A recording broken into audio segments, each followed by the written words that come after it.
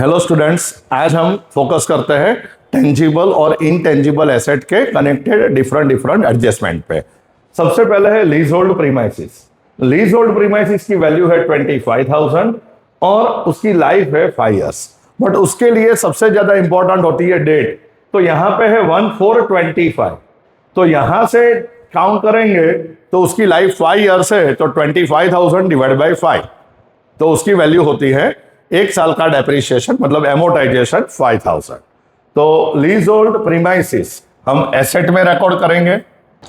एक simple point है, lease hold premises जिसकी वैल्यू है 25,000 और उसमें से हमें राइट ऑफ करना है 25,000 डिवाइड बाई 5 इयर्स उसकी लाइफ है, तो डिवाइड बाई 5, तो 1 ईयर का रिटर्न ऑफ होगा 5,000, तो आउटर कॉलम में वैल्यू होगी 20,000। अब जो राइट ऑफ किया वो आपका एक्सपेंस है करंट ईयर का, तो उसको हम रिकॉर्ड करेंगे P&L अकाउंट की डेबिट में, to leasehold premises written off 5,000। उसके बाद यहां पे लीज होल्ड लैंड है 45,000। अब यहां पे डेट थोड़ी डिफरेंट है, मैंने दोनों कॉन्सेप्ट को यहां पे कवर कर लिया है कि अगर कोई और डेट हो तो उसको क्या करते हैं। तो यहां पे देखते हैं 1/10/24। तो सबसे पहले हमें हमारा अकाउंटिंग ईयर चेक करना होता है। हमारा अकाउंटिंग ईयर है 1/4/25 टू 31 मार्च 26, और यहां पे लीज होल्ड लैंड की डेट देके रखी थी 1/10/24।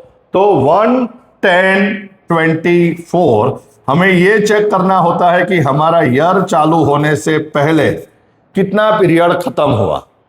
तो 1/10/24 टू 31 मार्च 25, मतलब यहां पे 6 मंथ कंप्लीट हुए।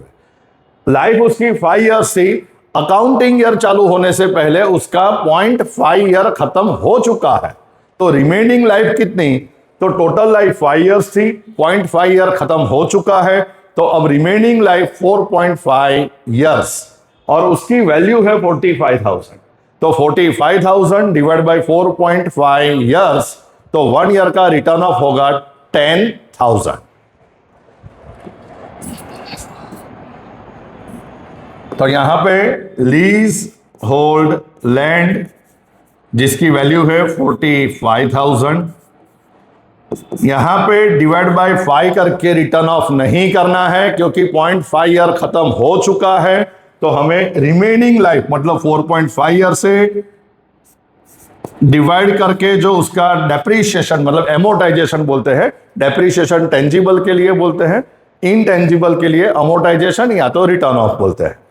तो अब राइट ऑफ करने के बाद उसकी वैल्यू आएगी 35,000 और ये रिटर्न ऑफ की सेकेंड इफेक्ट हम देंगे प्रॉफिट एंड लॉस की डेबिट में।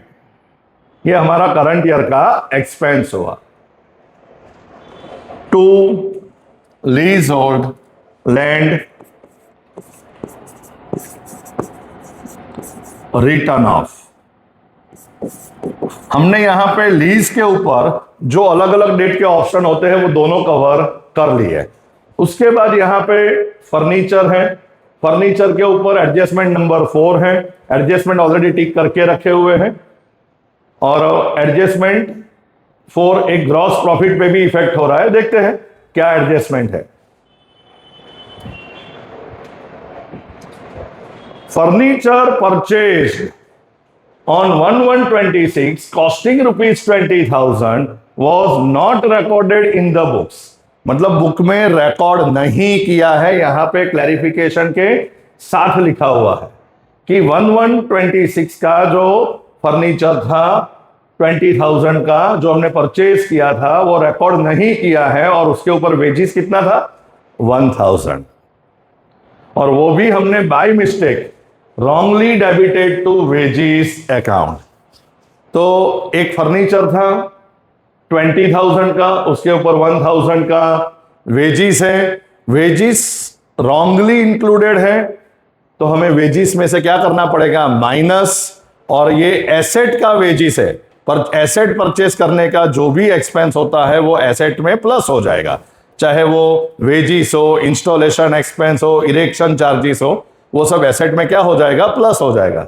तो यहां पे जो फर्नीचर था उसका वेजिस रॉन्गली इंक्लूडेड है वेजिस में, बट एक इंपॉर्टेंट पॉइंट है, यहां तो वेजिस दिया ही नहीं है, तो यहां पे ग्रॉस प्रॉफिट है।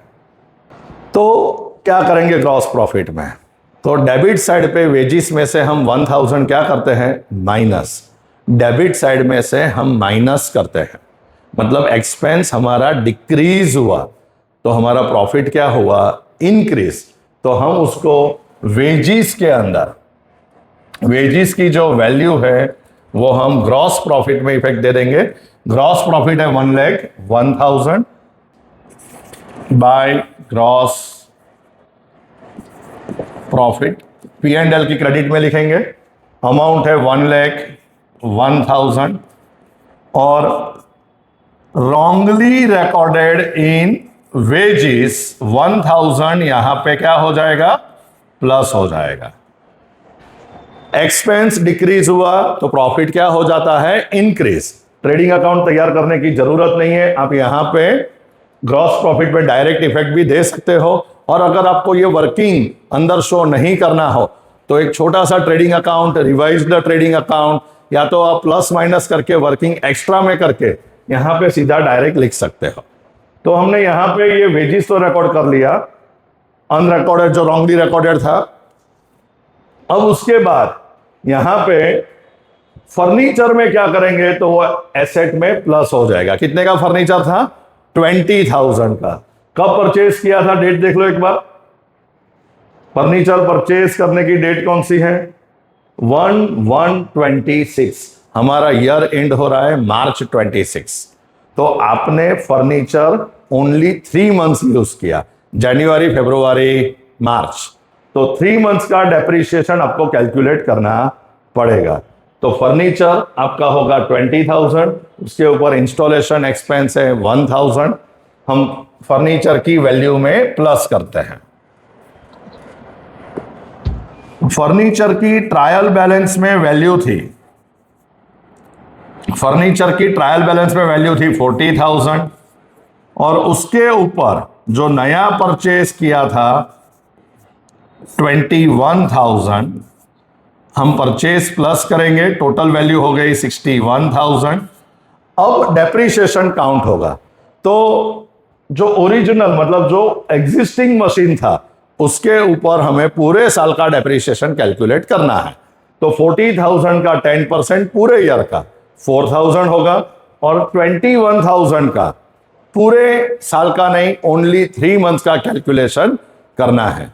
तो 21,000 का 3 मंथ्स का डेप्रिसिएशन काउंट करते हैं। डेप्रिसिएशन ऑन फर्नीचर, जो ओरिजिनल मशीन था, एग्जिस्टिंग मशीन, उसका 4,000 और 10% डेप्रिसिएशन है, तो 21,000 का डेप्रिसिएशन आएगा 525। टोटल मिला के वैल्यू आएगी 4,525, माइनस करेंगे 61 में से 4,525 माइनस करेंगे तो 56,475 फाइनल आंसर आएगा। और ये डेप्रिसिएशन की सेकेंड इफेक्ट आएगी प्रॉफिट एंड लॉस की डेबिट में, to depreciation on furniture, depreciation on furniture 4,525। Next point है मशीनरी। मशीनरी मैंने यहां पे दोनों ऑप्शन कवर किए हैं, यहां पे बुक वैल्यू भी है, यहां पे कॉस्ट भी है। तो यहां पर्पस ये है कि सारे अलग अलग टाइप आपको समझा दो। तो यहां पे प्रोविजन भी नीचे देख के रखा है। तो provision for depreciation on machinery होता है, उसका मतलब है एसेट की कॉस्ट देके रखी होगी। जब भी एसेट में प्रोविजन फॉर डेप्रिसिएशन हो तो उसकी जो भी ओरिजिनल वैल्यू होती है, मतलब कि कॉस्ट होती है, तो 50,000 माइनस 10 मतलब ये एक्यूमुलेटेड डेप्रिसिएशन है। जब से आपने एसेट परचेस करी होगी 2, 5, 10 साल पहले, तब से अभी तक का ये डेप्रिसिएशन है, उसको बोलते हैं एक्यूमुलेटेड डेप्रिसिएशन या तो प्रोविजन फॉर डेप्रिसिएशन 50 माइनस 10। ये ट्रायल बैलेंस में है तो उसकी एक ही इफेक्ट आएगी। मशीन कॉस्ट है, मशीन की कॉस्ट है 50,000 और एक्यूमुलेटेड डेप्रिसिएशन मतलब प्रोविजन फॉर डेप्रिसिएशन है 10,000। ट्रायल बैलेंस में only one effect, remaining value 40,000। अब हमें मशीनरी के ऊपर वैल्यू चेक करनी पड़ेगी, क्या एडजस्टमेंट है वो चेक करना पड़ेगा। तो मशीनरी के ऊपर यहां पे लिखा हुआ है adjustment 1, depreciate machinery by 10% by straight line method. अब यहां ये इंपॉर्टेंट पॉइंट है, स्ट्रेट लाइन मेथड लिखा हुआ है मतलब आपको डेप्रिसिएशन कॉस्ट के ऊपर काउंट करना पड़ेगा। यहां पे स्ट्रेट लाइन है, ये देख लो एक बार, इंपॉर्टेंट पॉइंट है। अगर स्ट्रेट लाइन है तो कॉस्ट पे आएगा, अगर रिटर्न डाउन वैल्यू है तो डेप्रिसिएशन बुक वैल्यू पे आता है। वो भी समझ लेते हैं एक बार। मशीनरी की कॉस्ट है 50 और ये उसकी बुक वैल्यू है। अब अगर यहां पे स्ट्रेट लाइन है तो 10% कॉस्ट पे आएगा मतलब 50 पे, और अगर रिटर्न डाउन वैल्यू मेथड होती तो यहां पे 40,000 का 10% 4,000 आता। 40 माइनस 5 टोटल आंसर आएगा, फाइनल आंसर आएगा माइनस के बाद 35। सेकेंड इफेक्ट रिकॉर्ड करते हैं, मशीनरी का डेप्रिसिएशन 5,000। एक बार आपने डेप्रिसिएशन ऑन लिख दिया, फिर सारे नीचे पॉइंट आप लिख सकते हो इसी तरह से। अब उसके बाद है व्हीकल। व्हीकल के ऊपर एडजस्टमेंट 2 है, व्हीकल की वैल्यू है 50,000। थोड़ा डिटेल में उसको भी समझ लेते हैं। व्हीकल 10,000 का था, sold for 8,000 for cash on 1/10/25 for cash which is not recorded in the books।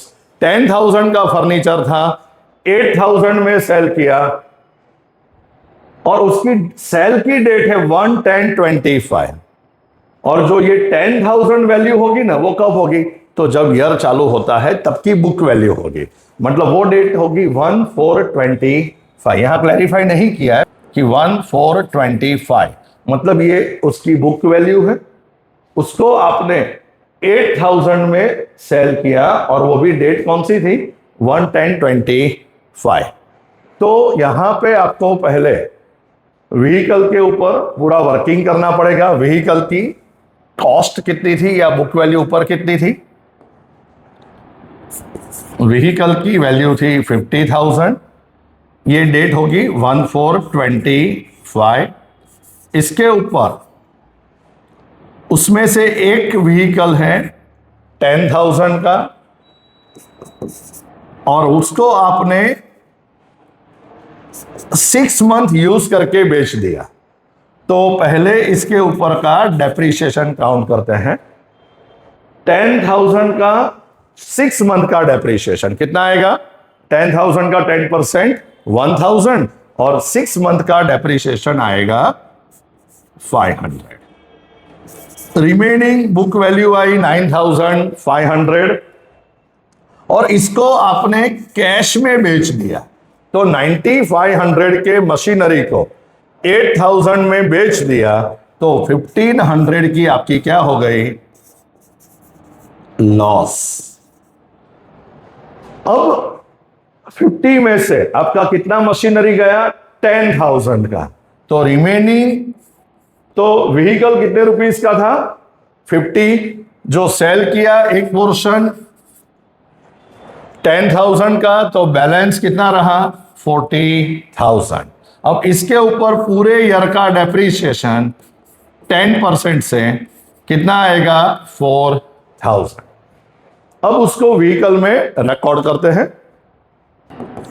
Vehicle की वैल्यू है 50,000, उसमें से जो आपने सेल किया वो व्हीकल की बुक वैल्यू 10 थी, तो रिमेनिंग 40,000 और उसका डेप्रीशिएशन 4,000, तो बाहर आंसर आएगा 36,000। अब आपने उसको कैश में सेल किया है, तो आपके पास कैश कितनी आएगी? अगर कैश का बैलेंस दिया होता तो हम उसमें प्लस करते हैं, अभी कैश का कोई बैलेंस अवेलेबल नहीं है, तो हम यहां पे उसमें जीरो लेके प्लस करते हैं। सेल ऑफ व्हीकल कितना रुपीस? तो व्हीकल की वैल्यू यहां देखो एक बार फिर से, गलती नहीं होनी चाहिए। व्हीकल को सेल कितने में किया था? 8,000 में। तो हमें कैश में प्लस कितना करना है? 8,000। ये बहुत इंपॉर्टेंट पॉइंट है, याद रखना। व्हीकल में से माइनस और कैश में क्या हो जाएगा? प्लस। अब एक कंफ्यूजन स्टूडेंट को कई बार होता है कि सर व्हीकल की वैल्यू तो 9,500 हमें यहां दिख रही है, तो आपने यहां से -10,000 क्यों किया? तो व्हीकल की वैल्यू तो सही में 9,500 है, क्योंकि उसकी 1/4 को वैल्यू कितनी थी? 10,000। फिर भी हमें यहां से व्हीकल में से माइनस तो 10 ही करना पड़ता है। तो फिर ऐसा लगता है कि सर 500 का डेप्रीशिएशन का क्या करेंगे? तो यहां पे दोनों कवर हो गए, 9,500 की बुक वैल्यू और 500 का डेप्रीशिएशन, मतलब ये दोनों कवर होके 10,000 है। कई बार ये कंफ्यूजन होता है कि सर ऐसा क्यों, सेपरेट करने के टाइम पे क्यों 9,500 रिकॉर्ड करना पड़ेगा? तो एक बार फिर से समझ लेते हैं, इंपॉर्टेंट टॉपिक है। व्हीकल की जो वैल्यू होगी ना वो 1,425 को होगी, और जो ये सेपरेट हुआ ना वो भी 1,425 है। तो सेम डेट की वैल्यू में से सेम डेट का जो सेल किया वो वैल्यू माइनस करना पड़ेगा। लेकिन जब डेप्रीशिएशन को P&L में रिकॉर्ड करेंगे तब आपको दोनों डेप्रीशिएशन को सेपरेट शो करना पड़ेगा। व्हीकल जो सेल किया उसका डेप्रीशिएशन 500 और 4,000 एग्जिस्टिंग व्हीकल का, जो बैलेंस व्हीकल का है, टोटल मिला के डेप्रीशिएशन हुआ 4,500। अब जो ये व्हीकल हमने सेल किया है जिसकी वैल्यू थी 9,500 और 8,000 में सेल किया है, तो उसकी लॉस है 1,500। ये लॉस कहां रिकॉर्ड करेंगे? प्रॉफिट एंड लॉस की डेबिट में, loss on sale of vehicle. Loss on sale of vehicle ₹1,500। अब व्हीकल के बाद नेक्स्ट पॉइंट है फिक्सचर्स। फिक्सचर्स की वैल्यू है 36,500 और उसके ऊपर एडजस्टमेंट नंबर 3 है। फिक्सचर्स के ऊपर डेप्रीशिएशन रेट इंक्रीज हुआ है।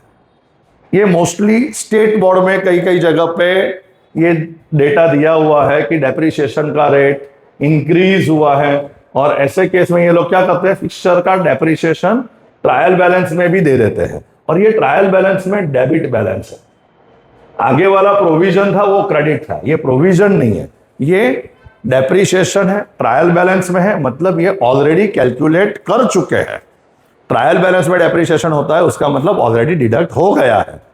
तो यहां पे फिक्सचर में 36,500 में फिक्सचर्स को हम रिकॉर्ड करेंगे एसेट में,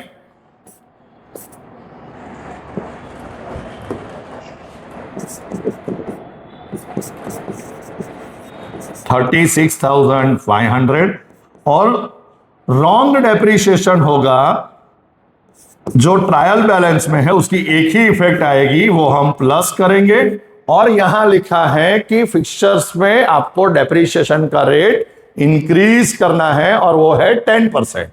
तो अब 40,000 का 10% न्यू डेप्रीशिएशन आप माइनस करोगे तो फिक्सचर्स की रिमेनिंग वैल्यू आएगी 36,000, और ये ओल्ड डेप्रीशिएशन था, ट्रायल बैलेंस का था, अब नया आ गया, तो जो न्यू डेप्रीशिएशन है उसकी हम सेकेंड इफेक्ट देंगे P&L की डेबिट में। Depreciation on fixtures 4,000। अब उसके बाद है फिटिंग। फिटिंग की वैल्यू है 15,000। अब फिटिंग के ऊपर क्या है चेक करते हैं। एडजस्टमेंट नंबर 5 है। फिटिंग में कुछ लिखा है कि सम फिटिंग ऑफ 5,000 परचेज्ड ऑन 1/10/25, मतलब ये ऑलरेडी फिटिंग में इंक्लूड हो चुका है। तो ऐसा मत करना कि फिटिंग में आप प्लस कर दो, ऐसा नहीं है, ये ऑलरेडी इंक्लूड है। अगर यहां कहीं लिखा होता कि नॉट रिकॉर्डेड तो उसका मतलब आपको फिटिंग में प्लस करना पड़ता। कुछ नहीं लिखा है, उसका मतलब क्या है, ऑलरेडी इंक्लूड है। और यहां तो ऐसा भी लिखा है कि आउट ऑफ टोटल फिटिंग, मतलब इंक्लूड है ही। अब कितने का था फिटिंग, 5,000 का, ऊपर कितने का था, 15,000। तो फिटिंग के ऊपर 15,000 है, उसके अंदर ये 5,000 ऑलरेडी इंक्लूड है। तो हमें क्या करना है, जो 10,000 जो रिमेनिंग फिटिंग है, जो पहली डेट को या मतलब पहले का परचेस किया होगा, उसके ऊपर फर्स्ट पूरे साल का डेप्रिसिएशन आएगा। और जो 5,000 है उसके ऊपर 110, मतलब कितना, 110 मतलब ओनली 6 मंथ यूज किया है, तो 6 मंथ का ही डेप्रिसिएशन आएगा। फिटिंग्स 15,000 है, उसमें डेप्रिसिएशन 10,000 पे पूरे साल का 1,000 आएगा, और 5,000 का हाफ, तो 5,000 का 10% होता है 500, और 6 मंथ का अक्टूबर to March, October November December January February March, 6 month का आएगा 250। तो 1,250 डेप्रिसिएशन माइनस करेंगे, अब रिमेनिंग वैल्यू आएगी 13,750। फिटिंग के डेप्रिसिएशन की सेकेंड इफेक्ट दे देते हैं, 1,250 फिटिंग 1,250। लास्ट पॉइंट है इक्विपमेंट। इक्विपमेंट की वैल्यू है 80,000। इक्विपमेंट पे एडजस्टमेंट नंबर 7 है, एडजस्टमेंट 7 एक बार देख लेते हैं। इक्विपमेंट ऑफ 10,000, यहां डेट थोड़ी चेंज करिए 1/4/25, तो एक पॉइंट और कवर हो जाएगा। आपने पहली डेट को ही इक्विपमेंट बेच दिया, मतलब उसके ऊपर कोई डेप्रिसिएशन की टेंशन ही नहीं है, आपने फर्स्ट डेट को ही सेल कर दिया। अब 10 का इक्विपमेंट आपने कितने में सेल कर दिया, 11 में, और वो भी कहां रिकॉर्ड हो गया, which is wrongly included in sales. तो सेल्स में से हमें क्या करना पड़ेगा, माइनस। बट यहां पे हमने ट्रेडिंग अकाउंट का आंसर ग्रॉस प्रॉफिट दे दिया है, तो हम रिवाइज्ड ट्रेडिंग अकाउंट बना सकते हैं, या तो फिर हम ग्रॉस प्रॉफिट में डायरेक्टली इफेक्ट दे देते हैं। तो हम यहां पे ग्रॉस प्रॉफिट में से माइनस कर देते हैं। कितने में सेल किया था, 11,000 में, वो रॉन्गली इंक्लूडेड है सेल्स में, तो इसमें से क्या कर देंगे, माइनस। तो यहां पे हम ग्रॉस प्रॉफिट में से माइनस करेंगे रॉन्गली रिकॉर्डेड ऑफ सेल्स। ऊपर का वेजिस का पॉइंट था जो डेबिट में से माइनस हो रहा था, तो हमने यहां पे प्लस किया, और ये क्रेडिट में से माइनस हो रहा है, तो ये माइनस ही होगा। कितना रुपीस है, 11,000। अब 1,01,000 प्लस 1,02,000 माइनस 11,000, तो हम फाइनल करके यहां पे ग्रॉस प्रॉफिट आउटर कॉलम में लिख देते हैं। तो इक्विपमेंट में से हम क्या कर देंगे, माइनस। इक्विपमेंट 80,000, 80,000 जो हमने सेल किया था फर्स्ट डेट को, और गलती से हमने उसको सेल्स में रिकॉर्ड किया था। सेल्स में वैल्यू रिकॉर्ड होगी 11,000, क्योंकि वो रॉन्गली सेल में रिकॉर्ड हुआ था, तो सेलिंग प्राइस होगी। इक्विपमेंट की बुक वैल्यू कितनी थी, तो 10,000, तो इक्विपमेंट में से कितना माइनस होगा, 10,000। अब इक्विपमेंट का डेप्रिसिएशन रिमेनिंग वैल्यू पे आएगा 7,000, तो रिमेनिंग वैल्यू आएगी 63,000। अब इक्विपमेंट का डेप्रिसिएशन हम रिकॉर्ड कर लेते हैं।